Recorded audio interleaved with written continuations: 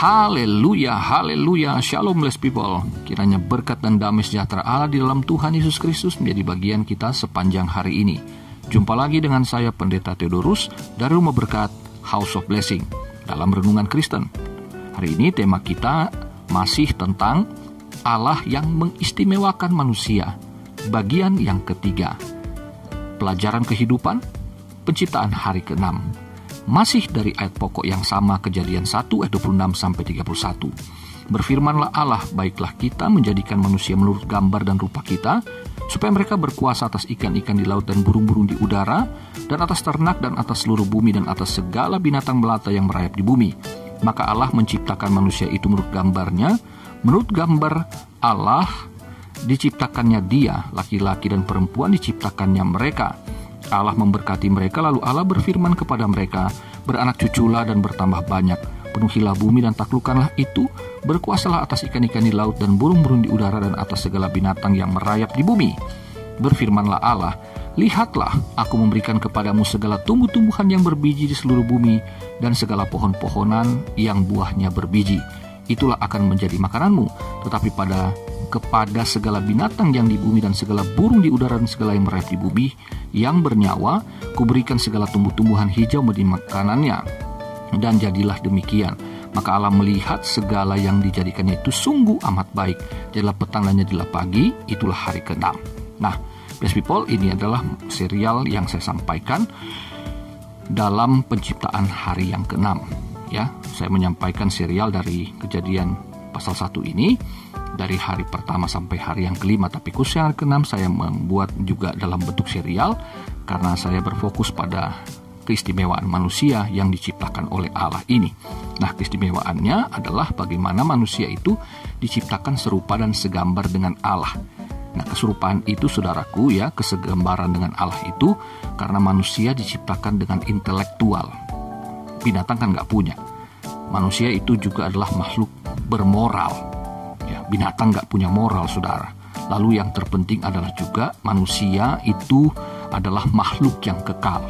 Yang lain tidak. Binatang atau makhluk ciptaan yang lain di bumi ini tidak memiliki kekekalan. Ya. Nah, saudara yang terkasih, kemudian semua ciptaan yang ada di bumi itu di bawah kekuasaan manusia. Karena manusia yang serupa segambar dengan Allah itu merupakan mandataris Allah. Ya, mereka memegang kekuasaan yang dianugerahkan Tuhan. Lalu kemudian kita melihat Allah memang merancang manusia serupa dan segambar dengan Dia. Ya, menariknya manusia itu ditulis dalam bentuk tunggal, sementara mereka tentu adalah bentuknya jamak. Nah, kok manusia yang tunggal itu disebut jamak mereka? Jawabannya di ayat 27, karena manusia itu adalah laki-laki dan perempuan yang diciptakan Tuhan. Dengan demikian, yang disebut manusia tentu adalah laki-laki dan perempuan, saudaraku. Dari sinilah kita juga menemukan kesetaraan yang Allah berikan, karuniakan kepada ciptaannya yang disebut manusia ini. Manusia, ingat, terdiri dari laki-laki dan perempuan.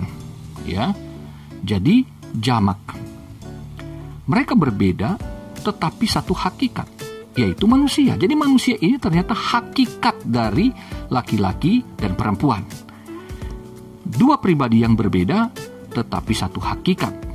Ini kan sama dengan Allah, serupa dan segambar. Allah kita yang kita imani adalah Allah Tritunggal, adalah tiga pribadi yang berbeda. Allah Bapa, Allah Anak, dan Allah Roh Kudus. Tetapi mereka adalah sehakikat, yaitu Allah. Saudaraku yang terkasih dalam Tuhan, keistimewaan ini juga yang membuat manusia harus bertanggung jawab. Nah, dalam berkat yang Allah anugerahkan dalam pemberkatan antara laki-laki dan perempuan ini, di dalam laki-laki dan perempuan inilah berkat dalam rangka mereka akan menjalankan tugas. Ya, karena berkat dan perintah di ayat 28, mereka harus beranak cucu dan menguasai bumi. Jadi, laki-laki dan perempuan dinikahkan oleh Tuhan. Lalu mereka kemudian berkembang biak, dan pada tahun ini ya, tahun 2022 diprediksi manusia akan mencapai 7,8 miliar jiwa, saudaraku. Ini menurut tulisan inews.id. Jadi saudara yang terkasih dalam Tuhan, manusia itu tunggal, tetapi mereka itu jamak. Kalau kita bicara hari ini 7,8 miliar jiwa, satu hakikat yang namanya manusia. Jumlah boleh banyak, miliaran, tapi hakikatnya satu, saudaraku, manusia, laki-laki dan perempuan sebanyak 7,8 miliar. Tidak ada perbedaan di hadapan Tuhan. Mereka, saudara dan saya, kita satu hakikat adalah manusia. Serupa dan segambar dengan Allah, dan itu baik di pemandangan Allah, bahkan dikatakan sangat baik, sungguh amat baik. Hanya kepada manusia Tuhan mengatakan demikian. Jadi di pandangan Allah manusia itu sungguh amat baik. Masakan kita melihat orang lain tidak lebih baik dari kita, seolah-olah kitalah orang yang terbaik, orang lain itu jelek, orang lain tidak sehebat kita, orang lain tidak sepintar kita, tidak sederajat dengan kita. Maka kita tidak melihat manusia dari sudut pandang Allah. Saudaraku yang terkasih dalam Tuhan, betapa pentingnya kita melihat sebagai manusia yang diciptakan dalam keistimewaan. Saudara dan saya juga harus melihat bahwa orang lain pun istimewa di hadapan Allah, dan kita butuh orang-orang istimewa itu untuk melengkapi keistimewaan kita. Amin, saudara. Nah, jadi kita melihat ya, bahwa sebanyak apapun manusia di bumi, ya, laki-laki dan perempuan dalam berbagai ras, ya, warna kulit, semuanya itu adalah satu hakikat, ya. Saudaraku, kita tidak boleh untuk melihat, apalagi kita mencederai dengan melihat juga peperangan yang terjadi sekarang ini antara Rusia dengan Ukraina, dibekingi masing-masing pihak dengan kekuatan-kekuatan yang dahsyat di bumi ini. Wow, mengerikan sekali, saudaraku. Tetapi itu adalah akibat kejatuhan manusia ke dalam dosa yang merubah segala sesuatunya, sehingga Allah perlu membentuk tatanan dunia yang baru dengan manusia yang baru. Ya, setelah manusia jatuh ke dalam dosa di Kejadian pasal 3, Tuhan Allah menghancurkan dunia, ya, dengan manusia dengan air bah. Nah, pada generasi Nuh Tuhan membangkitkan generasi baru, dan dibuatlah perjanjian yang baru dengan Nuh. Ya, bagaimana manusia tetap dapat beranak cucu, tapi mereka tidak lagi diberikan kekuasaan seperti rancangan Tuhan pada Kejadian 1 ayat 28. Saudaraku, keistimewaan manusia itu tetap terjaga. Ya, meskipun manusia sudah jatuh dalam dosa, Tuhan Allah berfirman kepada Nuh dalam Kejadian pasal 9 ayat yang ke-5 dan ayat yang ke-6. Tetapi mengenai darah kamu, yakni nyawa kamu, aku akan menuntut balasnya. Dari segala binatang aku akan menuntutnya, dan dari setiap manusia aku akan menuntut nyawa sesama manusia. Siapa yang menumpahkan darah manusia, darahnya akan tertumpah oleh manusia. Sebab ini alasannya, Allah membuat manusia itu menurut gambarnya sendiri. Jadi ketika ada pembunuhan, ya, maka Tuhan menuntut manusia yang telah membunuh sesamanya. Saudara yang terkasih dalam Tuhan, secara singkat saya ingin mengatakan bahwa jangankan kita membunuh fisik, ya, bahkan Tuhan Allah dalam firman-Nya mengatakan bahwa ketika kita membenci saja, saudaraku, itu sudah merupakan satu kejahatan yang sama dengan pembunuhan. Ya, saudara yang terkasih dalam Tuhan, kita melihat orang lain, kita menilai orang lain, mereka itu jahat, mereka itu salah, berdosa, berbuat yang tidak baik terhadap kita. Tetapi kita melihatnya dari sudut pandang Allah yang penuh kasih, bahwa seburuk apapun mereka adalah manusia yang diciptakan Allah, yang serupa dan segambar Dia pada mulanya. Hanya mereka mungkin tidak memiliki roh Kristus, roh Allah, roh kudus.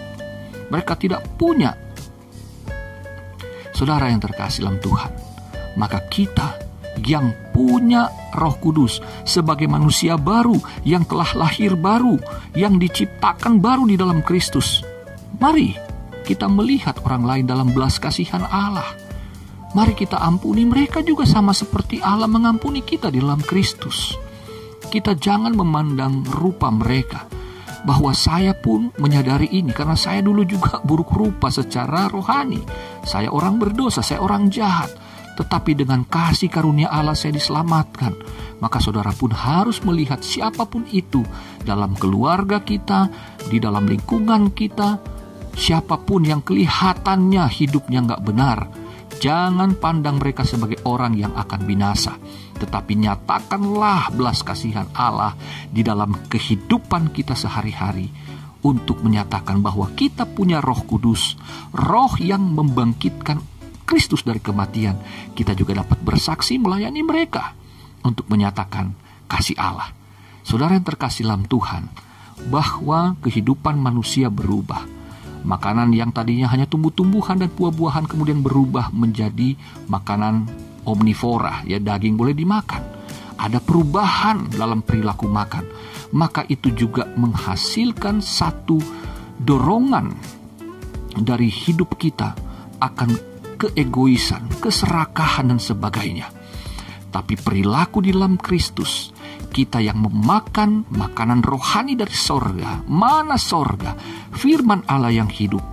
Mari kita nyatakan perilaku yang juga mencerminkan Kristus, karena Allah telah menghidupkan kembali Adam yang kedua, yaitu Tuhan kita Yesus Kristus, untuk menggantikan Adam pertama yang gagal, yang telah merusak tatanan kehidupan sebagaimana Allah merencanakannya. Tetapi di dalam Kristus segalanya telah dibalikkan, dan kita adalah mandataris yang baru untuk menyatakan bahwa semua manusia berharga di mata Tuhan, dan dalam pandangan kita pun mereka harusnya sama berharganya dengan kita yang telah diselamatkan. Kiranya Tuhan Yesus memberkati saudara. Sampai jumpa lagi. Haleluya, blessed people.